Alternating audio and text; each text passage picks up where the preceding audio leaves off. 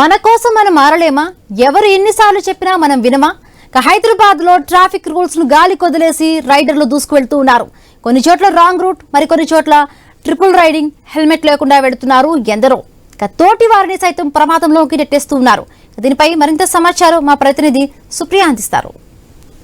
హైదరాబాద్ లో చూస్తే మనకు ఎక్కువగా రాంగ్ రూట్ డ్రైవింగ్లే కనిపిస్తున్నాయనే చెప్పాలి. అయితే టైం అయిపోతుంది, త్వరగా ఇంటికి చేరుకోవాలనే ఉద్దేశంతో మాత్రము చాలా మంది రాంగ్ రూట్ డ్రైవింగ్సే చేస్తున్నారు. అయితే సిటీలో ఎక్కడ చూసినా మనకు మైనర్ల నుంచి మేజర్ వరకు ఎవరు డ్రైవింగ్ చేసినా కానీ మ్యాక్సిమం మనకు రాంగ్ రూట్ డ్రైవింగ్లోనే కనిపిస్తూ ఉంటారు. అయితే ఈ వాహనదారులు ట్రాఫిక్ నిబంధనలను పాటించడం లేదనే చెప్పాలి. యూటర్న్ వద్ద లేదా సిగ్నల్ వద్ద వేచి ఉండటం ఇష్టం లేక కొందరు డ్రైవర్లు తమ స్వార్థం కోసం ఎదుటి వారి ప్రాణాలను సైతం పన్నంగా పెడుతూ ఉన్నారు. ఇలాంటి రాంగ్ రూట్ డ్రైవింగ్ కారణంగా నగరంలో తరచూ ట్రాఫిక్ జామ్లు ఏర్పడమే కాకుండా ఘోరమైన రోడ్డు ప్రమాదాలు కూడా సంభవిస్తున్నాయి. అయితే రాంగ్ రూట్ ప్రయాణం అత్యంత ప్రమాదకరమని పోలీసులు పదే పదే హెచ్చరిస్తున్నా, భారీగా జరిమానాలు విధిస్తున్నా కొందరిలో మాత్రం మార్పు రావడం లేదు.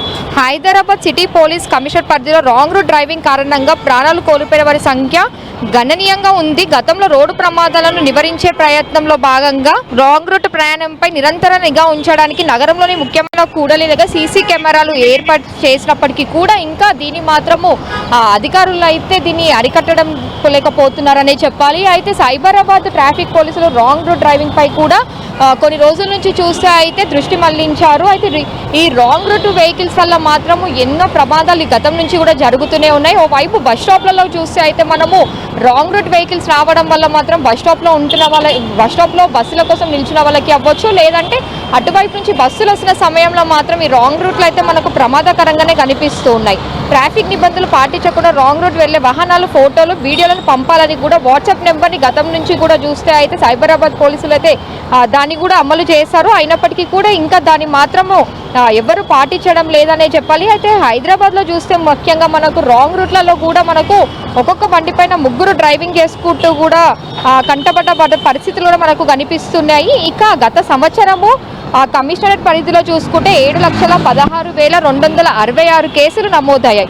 రాంగ్ సైడ్ డ్రైవింగ్ బాధితులు పాదచారులు ఎక్కువగా ఉన్నట్టు కూడా తెలిసింది. అయితే రోడ్డు భద్రత నిపుణుల అభిప్రాయం ప్రకారం ప్రధాన రోడ్లు వెంబడి పేమెంట్లు లేకపోవడం, పాదచారులు కూడా పక్కనే నడిచేటప్పుడు గందరగోళానికి కూడా గురి అవుతున్నారు.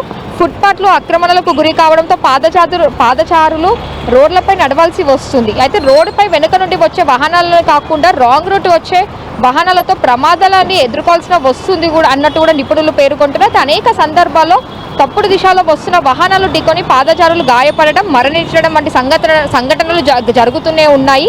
నగరంలో కొన్ని సందర్భంలో వాహనదారులు ట్రాఫిక్ పోలీసుల తనిఖీల నుంచి తప్పించుకోవడానికి రాంగ్ రూట్లో వెళ్తూ ప్రమాదానికి కూడా కారణం అవుతున్నారని ట్రాఫిక్ పోలీసులు కూడా గతం నుంచి పేర్కొంటున్నారు. అయితే అందులో సైబరాబాద్లో చూసుకుంటే 225 పైగా కేసులు అయితే నమోదైనాయి. ఈ వారంలో చూసుకుంటే అయితే మనకు ఈ నేపథ్యంలో రాంగ్ సైడ్ డ్రైవింగ్లో అరికట్టాలని సైబరాబాద్ పోలీసులు నిర్ణయించారు.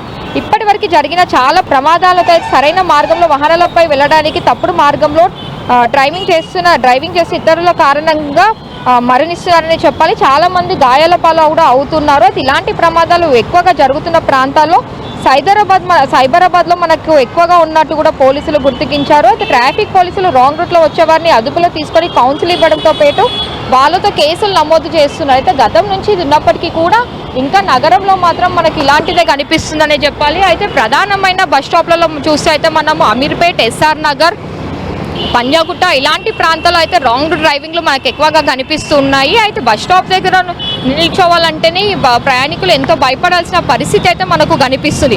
ఓవైపు ఉదయం కాలేజెస్కి, స్కూల్కి వెళ్ళే, ఆఫీసెస్కి వెళ్ళే సమయం అవ్వచ్చు, లేదంటే సాయంత్రం కాలంలో ఇంటికి వెళ్ళే సమయంలో బస్ స్టాప్లన్నీ మనకు బిజీగా కనిపిస్తూ ఉంటాయి. ఎప్పుడు బస్సు వస్తుందో ఎక్కి వెళ్ళిపోవాలని చెప్పి ప్రయాణికులు వెయిట్ చేస్తూ ఉంటారు. అలాంటి సమయంలో రాంగ్ రూట్లో వాహనాలు రావడంతో మాత్రం వాళ్ళు ఇబ్బంది పడుతున్నారనే చెప్పాలి. అయితే కెమెరాస్ ఉన్నప్పటికీ కూడా రాంగ్ రూట్లో వచ్చే వాళ్ళు మాత్రం ఇదే పని చేస్తూ ఉన్నారు. అంటే ఏది కానీ 2 రోజులు మాత్రమే వాళ్ళు ఈ చర్యలకి మాత్రము పాటిస్తూ ఉంటారు. దీని తర్వాత మాత్రము రాంగ్ రూట్ డ్రైవింగ్స్ అయితే మనకు ఎక్కువగానే కనిపిస్తున్నాయి. మన విజువల్స్లో క్లియర్గా చూడవచ్చు. ఇలా రాంగ్ రూట్లో వచ్చిన సమయంలో వైపు బస్ స్టాప్లో స్టూడెంట్స్ ఉన్న సమయంలో ఇటు బస్సెస్ వస్తూ ఉంటాయి. పిల్లలు బస్ స్టాప్లో నిలిచిన సమయంలో వాళ్ళ మధ్య నుంచి మనకి ఇలా వెహికల్స్ వెళ్ళిన పరిస్థితి అయితే కనిపిస్తూ ఉంది. అయితే ఆ సందర్భంలో వాళ్ళు వెనుకలకి చూసుకొని ఉండరు కాబట్టి మనకు ప్రమాదాలు ఎన్నో జరుగుతూ ఉన్నాయి. దీనివల్ల ఈ రాంగ్ రూట్స్ వల్ల మాత్రము హైదరాబాద్లో ఎన్నో మరణాలు కూడా ఉన్నాయనే చెప్పాలి. అయినప్పటికీ కూడా ఇంకా ఈజీగా ఇంటికి చేరుకోవచ్చు అనే ఉద్దేశాలతోని కూడా ఇంకా దగ్గరలో మనకు పక్కన వీధికి వెళ్ళాలంటే ఒక 100 మీటర్లు యూటర్న్ చేసుకోవాల్సిన సమయంలో కూడా యూటర్న్ చేసుకోవడానికి బద్ధకం అయి కూడా చాలా మంది ఈజీగా వెళ్ళిపోవచ్చు అనే ఉద్దేశంతో అయితే ఈ రాంగ్ రూట్లను ఎక్కువగా వాడుతున్నట్టు కూడా మనకు తెలుస్తుంది. కానీ ఆ రాంగ్ రూట్స్ వెనుక ఎంత ప్రమాదం ఉంది, దానివల్ల ఎన్ని ప్రాణాలు కోల్పోతున్నారని అయితే ఆలోచించడం లేదు వాహనదారులు.